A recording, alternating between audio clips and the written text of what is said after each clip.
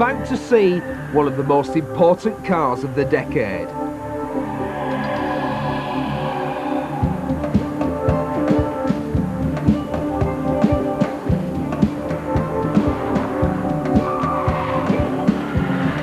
Every now and again, a manufacturer comes up with a car that is so beautiful, so breathtaking, so close to perfection that you must have one and you don't care how much it costs. But if you must know, it's £22,000, which makes it the biggest steal since the Italian job. And that's before you've driven it. Behold the new Alfa Romeo Spider.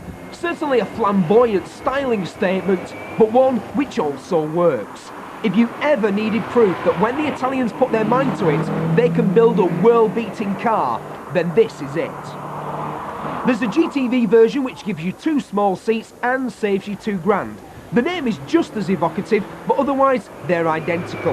But it's the ragtop that's going to hog all the limelight. Both are 2 litre with only 150 brake horsepower and arrive next spring. But in a year or two, a decent V6 might come our way. No, I'm not going any further until you've seen this interior. Look at this pistol grip gear shifter and check out these clocks, hooded and angled in towards the driver, just like in a late 60s Lamborghini. There's a commendable absence of wood and the discreet yet welcome return of chrome. Oh, one other thing. Back there, instead of a couple of pointless seats, Alfa have added a rather handy shelf and a small luggage compartment. Which is a good thing because the boot is aptly named, having roughly the same space inside as a Dr. Martin. The only hole you'll find in the Spider is where the roof should go. It's great in the lanes, cruises comfortably, and there's always enough grunt if you want it. And you know what? You always do. There are many things about this car for which we should rightfully give thanks. That we get it at all. That when we do get it, this will be on that side. And that although we don't get the 3 litre V6, we do get one of the greatest engines of all time. The 2 litre 4-cylinder.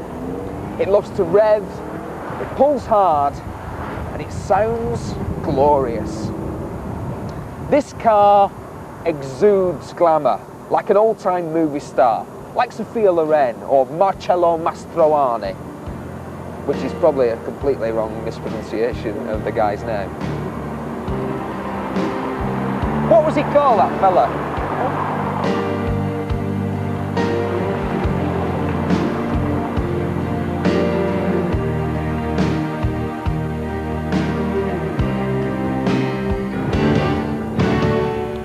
In Italy, Paolo Cantrella is only slightly less important than the Pope. He is the head of Fiat Auto, which means that he's the boss at Fiat, Lancia and Alfa Romeo. And when he drove the original development version of this car, he thought that the handling was good, but it had to be great, which is why the Spider now has an independent rear subframe and multi-link suspension. It works beautifully, and so it should, because this is an Alfa Romeo. Now, recent Alfas have used whatever was available from the Fiat's parts bin and were compromised as a result. With the Spider, Alfa Romeo are back on the right track. Both are to die for, or deserving of a second mortgage at the very least.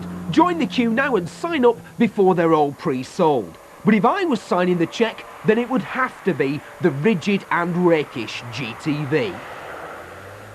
Why? Well, because I own the original, and it was a great car. Because I actually have 2 children small enough to fit on those rear seats. And because where I live, a convertible is about as practical as a cast iron codpiece.